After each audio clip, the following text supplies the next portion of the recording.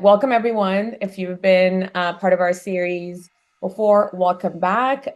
For those who don't know, I'm Iman Oubou. I'm the co-founder of Vocable.ai, which is an AI-powered content marketing platform, and also a portfolio company of impactAI. And as usual, I'm joined by my lovely co-host and CEO of impactAI, Steffen Braun. And so for today's session, we're excited to welcome our guest speaker, Harald Kroeger, who is heading sales at SiMa.ai, to share his insight into a interesting and critical shift happening right now in the AI landscape. And that's the move from cloud-based AI to edge AI solutions and its impact and implications on different industries. So Harald, welcome, and thank you for joining us today. Thank you for inviting me. Pleasure being here. So before we dive into today's topic, which is going to be super insightful, we'd love to learn a little bit more about your background and career journey in AI, so that the audience knows a little bit more about your background. Yeah, sure. So I'm an electrical engineer. Ages ago, when I finished my degree at Stanford in California, and I was probably the only one not joining a startup at that time, but being born in Germany, I actually went back and started for a car company called Mercedes-Benz. Some of you guys might know them. Heard of it. Because I have to admit, I'm a car guy. I love cars, like little boys love cars. So I started there in research, did the first ADAS system they ever did at the time of 1997, 98. That was when they introduced that, and stayed with them for 20 years, which is a typical German move. You stay with companies forever. Usually you pick your place on the cemetery of that company when you start, but I didn't do that. So I switched. I went to Bosch. Some of you guys might know Bosch from the dishwasher you had at home. But Bosch actually is the biggest supplier for car technology. Anything from steering, braking, entertainment in the car, and ADAS systems. And they're actually doing microchips as well. So what they're doing is they're the world leaders in IMUs, which is the chips that actually measure any kind of movement. And I would bet 95% of the people in this call have a phone on their desk where the Bosch sensors are in that, for example, detect if you flip the phone so the picture turns around. That's something done by Bosch, and that was part of our story. I was with 5 years with Bosch, and then um, did something very unusual for a German guy. I quit that job and started with a little startup. So I went from two super tankers. Bosch had 300,000 people. At the time I left, 100,000 of those were reporting directly to me. So, so it was a big shift for me to go to a startup at that point. And that startup is SiMa. We're going to touch it a little bit left and right. Yes, I'm going to do some advertisement for a company, of course, but I keep it to a minimum. But now I'm 2 years with this company, and I have three roles with this company. I'm on the board of that company. I'm heading the automotive business, and I'm the head of sales. So three jobs in one, and it's super exciting. I always say from super tanker to speedboat, and I like that very much. Yeah, very cool. Thanks for the introduction. Impressive. So, I mean, probably SiMa.ai has not 100,000 employees yet reporting to you. So you should No, no, be no. easy with these three roles. Also, We skipped 3 zeros on this process. yeah, Yes. exactly. So, no, cool. Maybe, yeah, let's start directly and diving a bit into the topic on understanding Edge AI, what this webinar is about, and for our audience, we might want to bring it down to some basics and start very, very at the bottom and try to understand what are, let's say, the architectural differences between Edge AI, which we are talking about today, and Cloud AI, which probably most people listening to this webinar know about or are using in one way or the other. And what is their impact and performance use cases? How would you explain it to people that are new to the topic? Yeah. Um, I would say I pull up some slides for this one because maybe that is more instructive than if I explain everything just verbally. Let me see. I hope somebody can see my slide now. Yeah, we can see it. All right. So I start by provoking a little bit here. Actually, most of today's AI is running in the cloud as we speak. And we all know the breakthrough happened when people found out like 15 years ago that you can do the math that's needed for that very fast on graphic cards. That was the beginning of the age of the AI age, really. And that made a fantastic company called NVIDIA, which was doing really great in graphic cards. But the real boost was, oh, you can use this stuff for something completely different. And this picture, is a little bit provocative. What we're doing in the world today, we're stealing the beautiful toys of those people and putting them in cages in big data centers. And what's not on this picture, actually, right to next to that data center, you need a nuclear power plant to fire all those graphic cards with current and to cool them down because they're very inefficient doing this job. And to keep them from melting down, you need a lot of energy. That's today's world.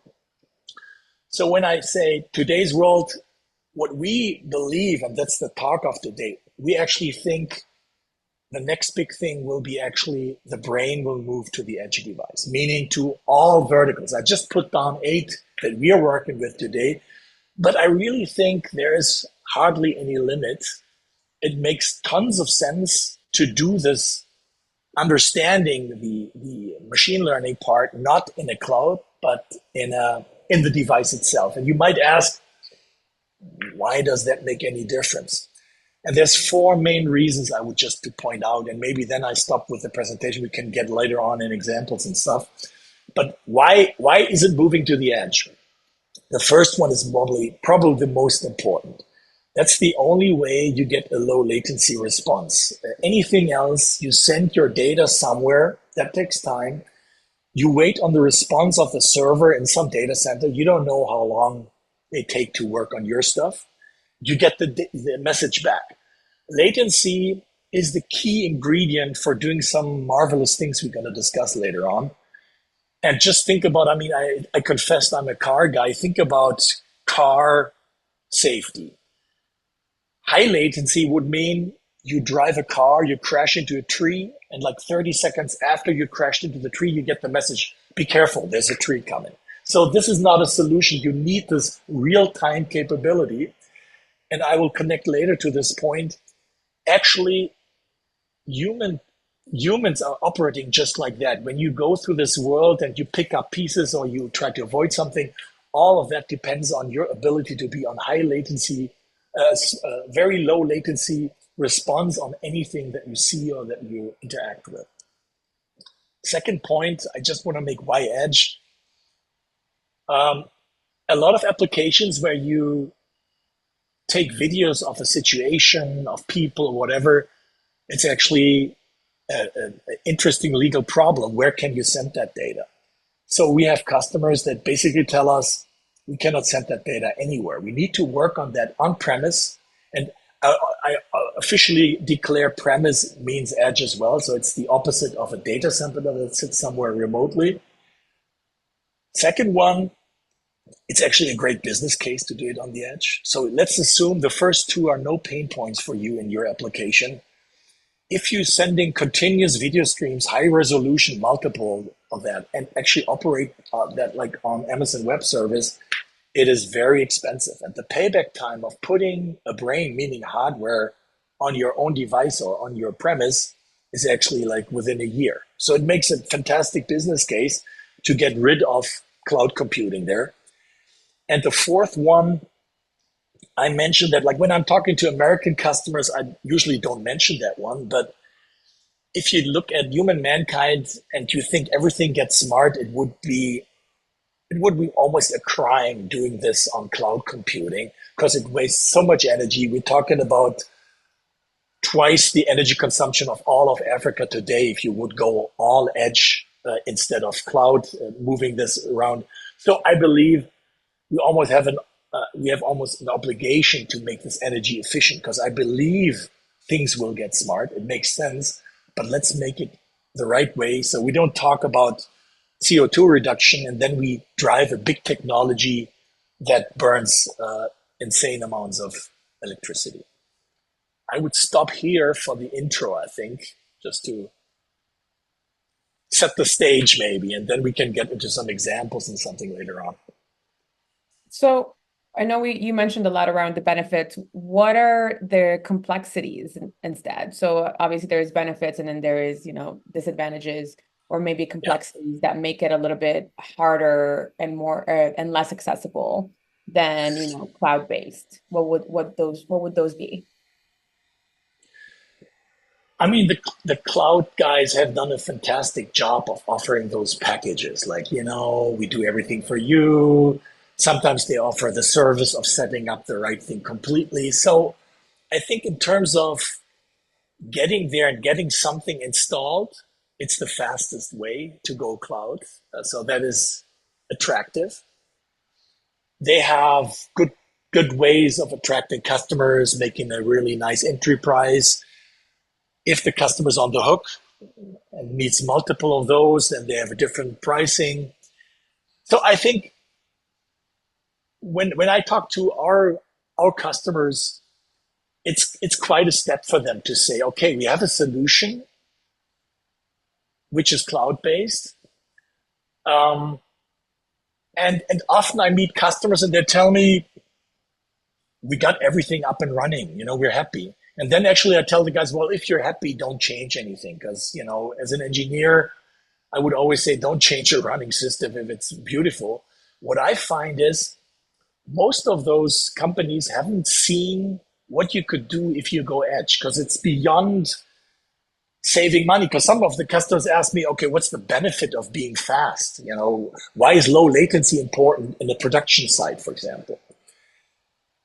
And that's, I think, where things got really interesting. I believe the customer landscape is right now developing. Some customers have found very fast what you could do with edge computing and edge AI. Others are still stuck in the status, we got a cloud solution. Like, let's say a production site, they say we take a picture once a minute. We try to figure out, is everything in the right place on that picture? And then we go to the next one. Typical, let's say a car production site. You would have people installing a wiring harness in the car. And you just take a final picture of the car when everything is done. Like, I don't know, after 3 stations, a lot of people worked on that. They take one picture, you send it to the cloud. The cloud tries to figure out, is everything in the right place? And then is the next car. So you would have like one picture every 2 minutes. Mm-hmm. Perfect. What often is overlooked, if you have the right technology in your site, you could do some fantastic things. That's why I call real-time control. You actually produce a closed loop. So you look at complicated processes in your production site that up to now are open loop. Basically, you have a lot of guys setting up all the dials of that machine, and then you hope for the best that the stuff comes out right of that machine. If you have the capability to observe the steps of that process in real time and understand exactly what's happening there, you can feed back that signal, like assuming it's going in the wrong direction. You feed it back in real time and change the dials of that machine in real time and keep the process stable. And that is something, it's like a dream come true for a lot of complicated production processes, because they haven't found a solution for that at all at this time. And for that, again, of course, you need ultra low latency, because that's the only way. If you see something is going the wrong way, you need to change the dial in that instant and not like 2 minutes later. Okay. Maybe that's also a good point of time to talk a bit about SiMa.ai, because I think if we look at cloud now and talk to people, obviously you get a lot of advantages also in the cloud when it comes to how easy it is to build AI solutions. You get the tooling, it's always up to date, you get all this like deployment chains and everything. Yes. So obviously it feels, looking at edge AI, I mean, when you see the advantages, but it obviously feels also very complicated to do it. So what's the answers to that? I mean, how do you start as a company understanding the complexity that you might buy in by getting these, let's say, positive effects out of it and going away from with certain applications from the cloud AI? So, yes, I think it is a little bit more complicated than having somebody taking care of you completely. That's true. However, on our side, our claim is we're a software company building our own silicon. We believe, as you said, Steffen, the nature of this isn't just to build a great piece of silicon. Yes, we're building a great piece of silicon. But if you would put that chip on the table of the customer and say, now you go figure how to use that in the best way, it's impossible. You would never succeed. So the starting point of our company was at the beginning already, how do you generate something where the customer finds an easy way to get whatever model he wants to use, whatever pipeline he tries to build, gets this up and running with the record speed that the chip provides, without hiring 100 PhD guys that trying to figure out the specificities. Because just let me this example. Our chip is much, much faster than what the cloud computing companies are providing. And that's because it has been tailor-made for just this purpose. So we don't have the legacy of doing graphics or Bitcoin mining or anything like that. We started with a clean sheet of paper and said, we want to do the world's most efficient and fastest inferencing engine. That was the target. And what's beautiful about that is it wasn't just chip guys. Half of the engineers were software guys, and they built this new house together step by step. They thought about, okay, we've got this great idea how to be efficient. How do we support this in the software? And the end product is that the customer doesn't need to know anything about a chip. That's the perfect status. So the customer just says, that's my pipeline, and the compiler and all the tool chain figures out on its own how to make this pipeline run super efficient and super fast on that chip. And that's, Steffen, I think the answer. The software is the key element. And by the way, I mean, that's what made some of the other companies so big. We always talk about the silicon, but I would say some of those companies, their real superpower is the software they're providing, not the chip. Mm-hmm. And what are some breakthroughs that have made Edge AI more possible recently, or are that are contributing to the advancements of Edge AI? If you think about it, there in the applications that I've shown you, a lot of those things when they run on batteries, for example, you wouldn't be able to put a graphics card into something moving and burn the energy stored in the battery just for understanding what's in front of you. And there's some early solutions, and at Bosch I ran all of the autonomous driving. If you ever look into the boot of that car, it's full stacked with PCs they're running, cooling, takes kilowatts of power. This is not a solution you can go. And you don't want cooling pipes in a robot arm. You don't want, think about real edge. Think about a cam that you install somewhere and it should run without massive amounts of electricity, maybe just PoE. So whatever you look at, the edge is always classified in maybe there's not enough power, so not connected to the grid, not plugged in, or, and that's at least as important, you don't have the space for big cooling mechanisms. The edge doesn't want to run cooling cycles, compressors, whatever. That is the key element that was missing. So I would say the fact that this company SiMa focused on being efficient, not just performant, is the must-have element to go into Edge AI.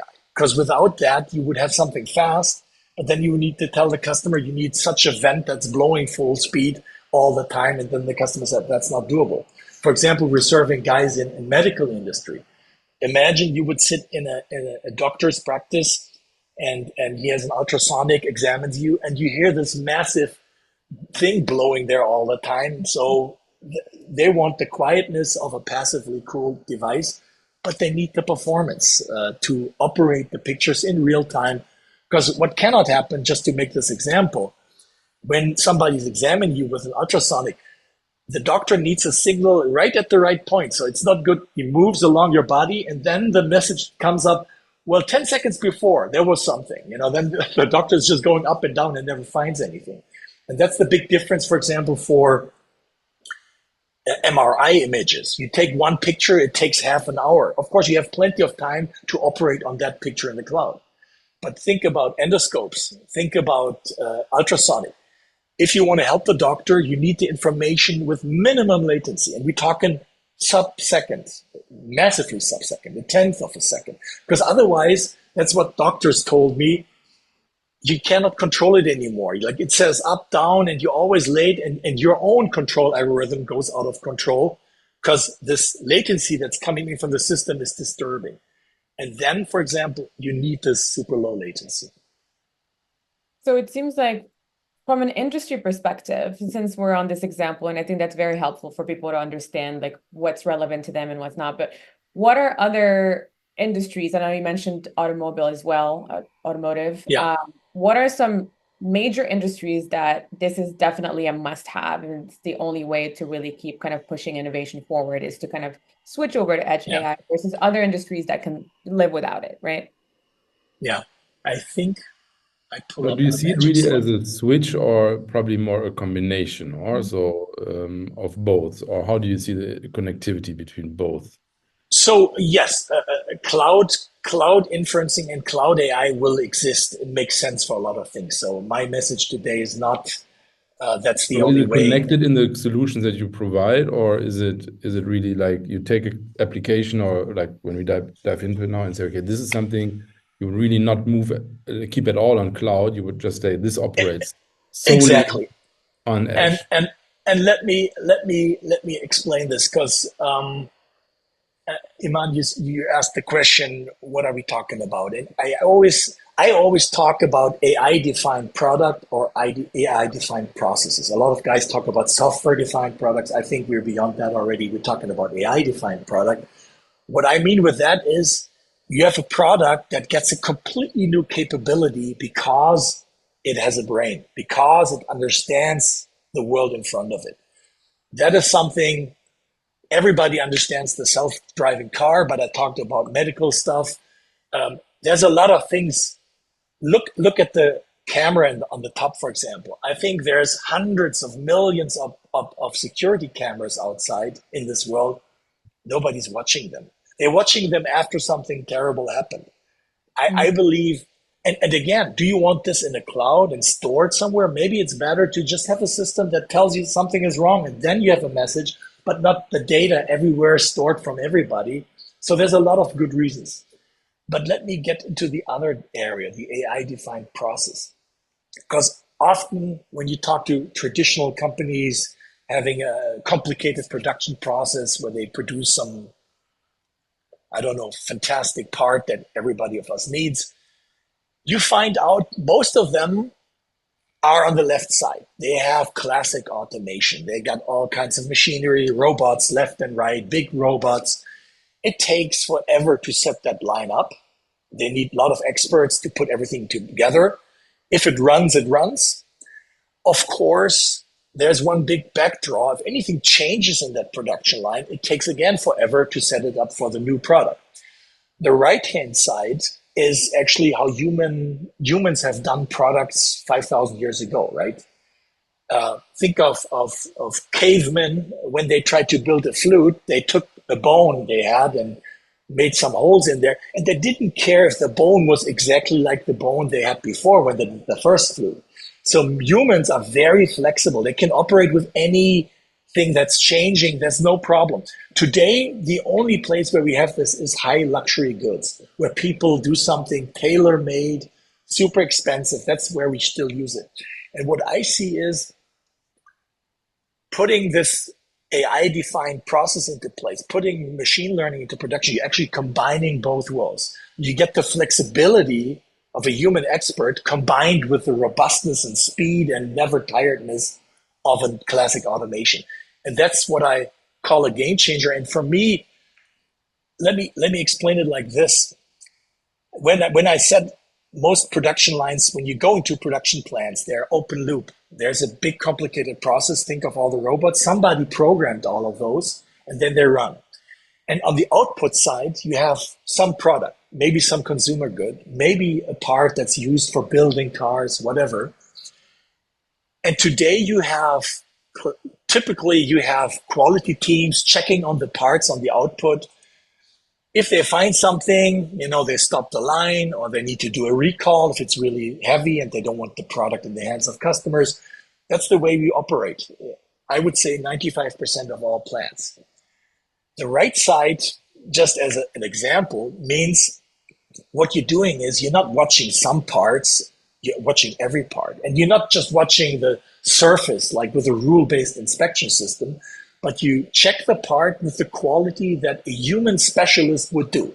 Think of the two worlds I combined, the specialist, the genius, plus the machinery. And you check on every part. And you have two things. First, you can tell your customer every part has been checked. That's a dream of everybody in production.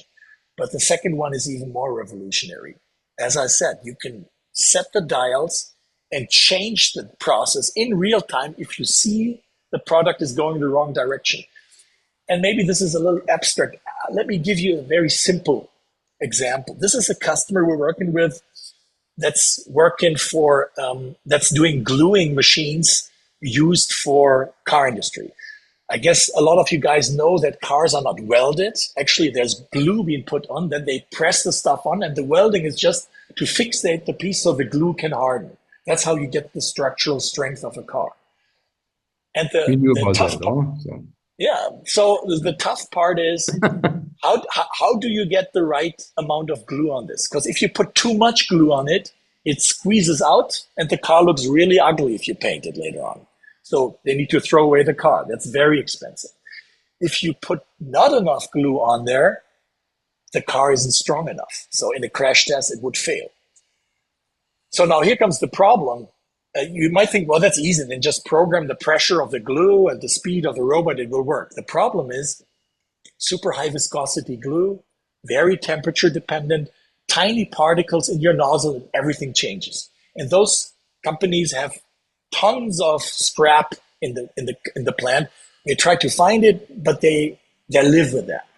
On the right side, that young lady does something completely different. That's a closed loop gluing process. She squeezes the bottle and she watches what's happening there. And if she thinks it's not enough glue, she squeezes a little bit more.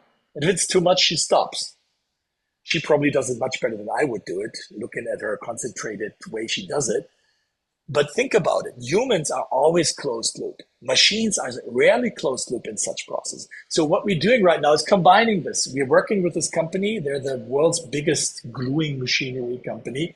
And they do a project with us. We include the closed loop feature to that machine. And Steffen, to your question, they've been doing this process without closed loop for 20, 30 years. And the problem was you cannot do this in the cloud because by the time the cloud tells you something is wrong, it's too late. It would be like the little lady on the right-hand side. If she only would look every 10 seconds, gluing wouldn't be good. So that's something where I'd say that's a game changer. And you might say, is there like an exception? No, I would actually make the statement, I don't go into any production plant without seeing multiple spaces where you could do this type of technology. And just one example, there's a company I can talk about because they did a big publication and told the world they're completely betting on us now, Trumpf. You might know them. They're a German company. They're the world dominators in laser technology. Not a single sophisticated chip in the world is produced without their light source coming from Trumpf. And they had a fantastic idea. They, again, looking about control, they wanted to weld something. And today in this world, you might know you weld and then you take a picture and look at that weld. You can send it to the cloud or not and try to figure out, is the weld good enough? What they wanted to do is, while I'm welding, I want to check, am I doing the right thing?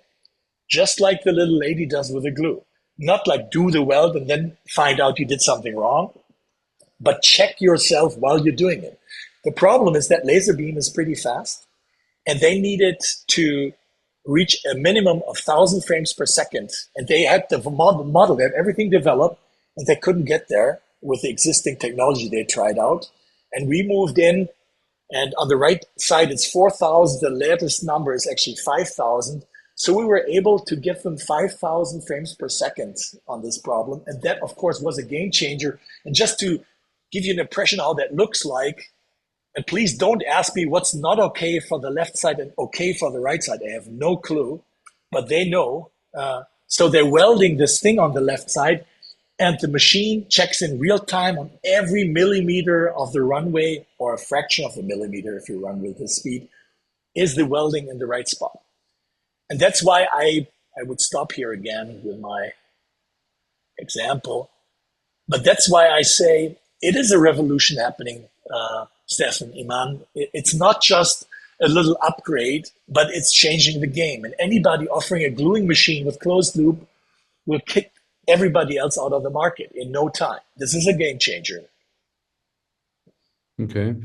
How, oh, Stefan, you want to go? I'm just curious because how does, let's say I work for a company like that or whatnot, how does someone within, or who is it in that company, or what is the process like to figure out, okay, we might need something faster, we might need to look into edge AI, you know, how, just kind of what you presented. It's so fascinating because obviously, you know, you can do better and there are certain pain points to solve for, but then how does someone think, okay, I think we need edge AI, right? Yes. Yeah, that kind of goes hand in hand with my question is like, what is really, when promoting this and talking to the right people, even when you found them, what are the challenges in them actually saying we're adopting to that, right? I mean, yeah. So that's a great topic to cover. Let me ask in the participants. I think most of the guys are Europeans. I saw somebody from America complaining that I made this energy thing. I love that you have the same view, but I can tell you from my interaction sometimes when I talk to American companies, they look at me, what the hell would I give about the energy consumption? It's just money. Yeah. But forget me, maybe I'm wrong there. I know I have a lot of friends in the US that think exactly the same about CO2 footprint. But why am I asking this question? I actually, at this point, I see the US, for example, much more advanced than Europe in asking the right questions. In Europe, it sometimes goes even to the point that people ask me, I don't know, do we really need AI at all? Like even more basic question. You sometimes have CTOs in companies that have been experts in their field. They've been doing everything. Like, look at the gluing company. They were very successful. They're dominating the market. They did everything right. So if you go in and tell them the story, you could do something different, which would set you apart from all of the other guys. Some of the guys, I think this is human nature. They say, why should I do this? I'm already dominating the market. You know, I never did this. Why do I need it now? So that's one part. The other part, let's say they say, yeah, we need something. We need to figure out how could AI help us to get better products or better processes. The other part is even more challenging because sometimes they have some small AI team and they set everything up in the cloud. And that, of course, if you come to that company and tell them, that's great what you did, but you could do so much more if you had the capability, ultra low latency. And that is something which takes time. It's never there. Like the Trumpf guys, for example, they knew exactly what they were aiming for. And their only trouble was we don't have any hardware that's fast enough. We read about you.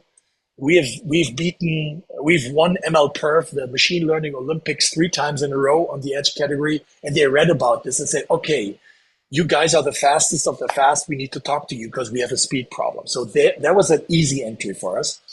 But with other companies, it's really us discussing, did you ever think about that process? Did you ever think about you could actually monitor that in real time? And then you see, oh, that's an interesting idea. We never thought about that because we thought it's impossible because the way they're doing it today, sending a picture to Amazon, you couldn't control anything with that. So that idea needs to sink in. It's not there usually on first date. And what we do as SiMa, which has developed over time, yes, we're a software company building our own silicon, but as well, I sometimes joke and say we're like a McKinsey for AI. And I have to admit, I'm an engineer, and every engineer has not a high opinion of McKinsey, but they're super successful with what they do. So they're selling great Excel and PowerPoint. But what I mean when I say we are McKinsey for AI, it means we come into the customer, and some of the customers just throw a problem at us. They just say, this is a problem we could never figure out. We invested millions to solve it with the traditional camera guys and inspection guys. It never worked. Can you tackle that? And then we take the project and basically do the whole thing from camera selection, model selection, data training, labeling, the whole thing till deployment. Like the first customers right now go into production with our stuff. And that's fascinating. Of course, then at least that company, Steffen, threw the problem at us, said like, we need to solve this. Can you? But we have other customers where it's literally we walking through their production site together, and then we point at some station, say, did you ever think about that? And what we do is we just ask, where's your scrap?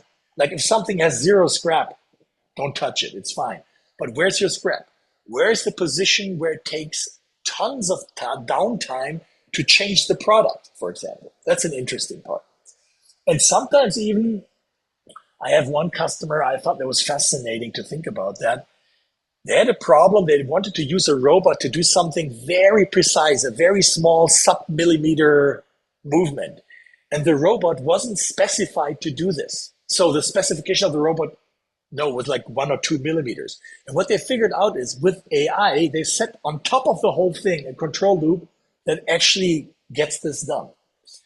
And if you think about that, that's a revolution on its own. Because today, if you look into production sites, robots are often hugely over-designed. They're huge machines lifting a couple of pounds. Why? Because they wanted to have this ultra-high precision when they lift something and they take it off. The weight must be nothing compared to the own weight that the robot has. Then they can predict the movement.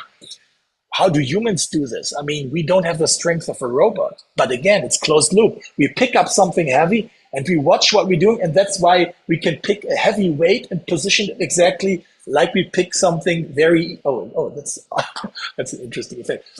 But that's something we do automatically as humans. And I believe robotics will have a revolution. You can get much smaller, much lighter if you put enough brain into a robot, so the robot can correct everything and every structural deficiency or just a less a missing power element it has can be compensated if you have a perception that can close the loop on this one.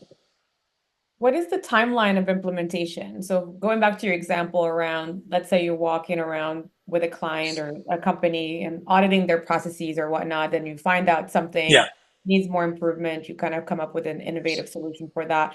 What's the timeline look like as far as implementation? So just now we're going into production with a customer, and the first contact was done in February. So they actually contacted us and said, hey, could you look at this? We can't find a solution at all. It took us, it's now 6 months to get to the point where they say, okay, we're going to put it in the production lines. And right now, as we speak, our teams are in their plants setting it up. So it can be really fast. Of course, it depends on the problem. And if, Iman, you say they don't know they have a problem, we first need to find the problem that makes them really substantially better. That takes a little bit more time. But the process itself can be really fast. And what we hear is that the benefit is immediate. So that customer that I'm thinking of right now, we get like love letters from their C-level guys about like, hey, this is so great. You know, this problem was haunting us for such a long time and we couldn't figure it out. And you guys got it in just a couple of months. That's fantastic. Of course, I like those moments where you see you can do a difference. You can make a difference for those guys. That's a great point. Yeah, cool. Maybe I can pick up a question from the audience here, how I understand it. And it's about, obviously, Gen AI, language models, and in the whole cloud space, and how we use it. And we discussed it a couple of times, many times on this webinar, is obviously language models on cloud made a big shift for all of us and how we in the last years. How is this on the AI space? I mean, you have been, or SiMa is in the space or in their space for quite some time. Is there a similarly like revolution that happened in the last 3 years, or is that something that has been on edge AI, language models, small language models we have been out there on the HAI side for longer or more present, or is it also something that really changes also this industry now? And I mean, many of the cases you are discussing, it sounds like obviously very language model-like. I'm understanding. Yeah, yeah.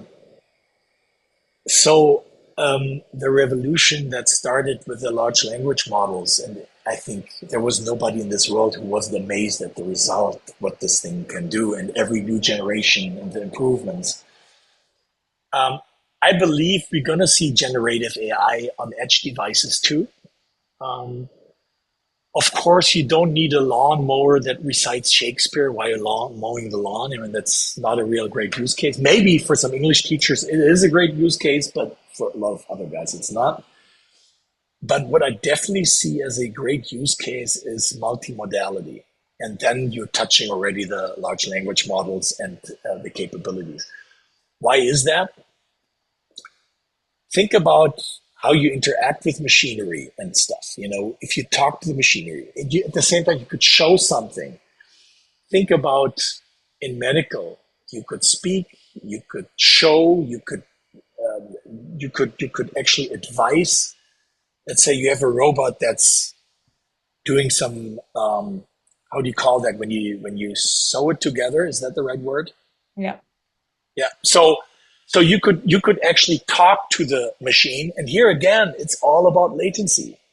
Think about you would talk to something, and then it takes 2 minutes till it reacts. Like you'd say, stop there, and stop there means 2 minutes later, and by that time, it has put a sewing something through all of the rest of the body. That's not a good thing. So again, interacting with machinery, that's will be multimodality.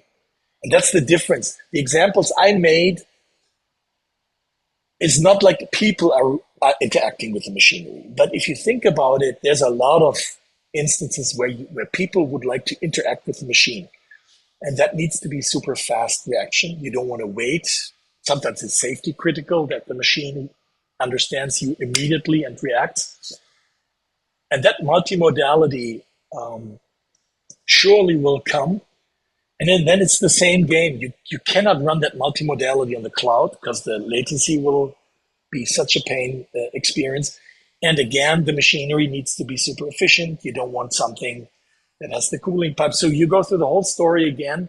And I believe that will be the second wave we see in industry, for example. And for sure, we see it in stuff like cars. I mean, everybody has an audio system where you can talk to your car, but how does that work? You know, I shouldn't name any brand name, but I'd say you go like, hey, then comes the car brand, do this. And then you wait. And then there's like 3, hey, do you want this or that? And it does that. This is very unnatural. Like, I don't know a lot of people that actually keep continuing to talking to their cars because it's this time gap is just unnerving. But think about a system that has zero lag. It's just like a person sitting next to you and doing exactly what you want. Like, hey, please open the window. It goes down immediately. And I would say those seconds, you might say maybe it's just 10 seconds, but that makes all the difference in the world. And how does it feel like? How natural does it feel like? I guess some are old enough to have seen those old Knight Rider movies with that smart car. Think about the movie if the guy always would have to wait 10 seconds till an answer comes. Nobody would have watched that TV series. So I think humans are very sensitive about fast reaction, immediate response. And that's, Steffen, where I would say, yes, the edge will have the demand for doing this multimodality as well on the device and not in the cloud. Do you think that's coming up soon as far as the next frontier in AI, or do we think that that's? I think it's coming up really fast. If I can do some advertisement, my little company is going to have a big event very soon in September where they show how we're going to do it. But of course, if we talk about customers, we see the first customers that are interested in that. I believe this is a question of 1 or 2 years, then we see some first powerful examples where this makes a big difference. Wow, coming up soon. Awesome. There's one question for medical imaging or application where power is not a concern, only performance and power matters. what will be the USP for SiMa? What we found out, of course, you can say, well, if you put all of the compute in a different room, and there again you have all the cooling and everything possible, yeah. I would still make the case in terms of flexibility. If you can basically put the perception at an earlier point, you're not dependent on networks. The closer you are to this thing, the better. I know for some medical guys, they talk from glass to glass. What do they mean? The first glass is the lens that picks up the signal, and the second glass is the glass that the doctor looks at. And they're optimizing this down to milliseconds. So if you put a couple of switches and routers in between, it already hurts. So I would believe what they really want to have is getting right there. And think about, there's going to be a couple of interesting portable solutions where they want to have an unplugged version of this. But I for surely, I'd say an MRI examination where you have like 30 minutes each picture, cloud is fine. You know, there's no need to install something because it's 1 frame, 2 frames an hour, right? I mean, you don't need performance on the edge. You don't need low latency. That doesn't matter in that case. But let's see, maybe we get to a world where something like MRI can be done in a much higher speed. Would be a great help for doctors to understand the movement of the body. Then again, we would talk about edge inferencing. And again, if you ask, okay, could you do this with graphic cards? Yeah, if you have all the cooling, everything in place, you definitely don't want to have those things in the same room as the patient, because that, again, what I learned from doctors is unnerving for the guys. And they suck in the air. You don't know. It's controlled air, as you know. So they don't want to have that. They usually, by the way, if you've seen it, they put everything in plastic and wrap it up. So good luck with cooling that, right? I mean, Great. I think that's all the questions I'm seeing. In case someone else has any questions, one more. We have maybe time for one more. If not, I think we're coming up on time. Steffen, do you have any more follow-up questions? No, thank you very much, Harald. That was very, very impressive. And I'm actually looking forward to also see or joining the event when you come with the language model version of SiMa.ai. yes. I'll send you a link. I'll send you a link. But I mean, it's like in LinkedIn, it's all over the place. If you Google our company name, you see the invite for, I think it's 9th of September, if I'm correct. Yeah. Yeah, maybe if you like, you can also share with our audience your contacts or how they can reach you in case of questions. Sure, please, yes. Just post it in the put it on the chat box. Yeah. Yeah. We appreciate you coming on today and sharing your insight. Really interesting subjects. I'm actually excited to dive deeper into it and learn more. I'm very intrigued. Thanks a lot for inviting me. It was a pleasure meeting you guys. And any questions, please come back. Sure. Thank you very much. All right. Thanks everyone for joining. Have a great day. Have a great day, great evening, great morning. Bye. Bye. Bye.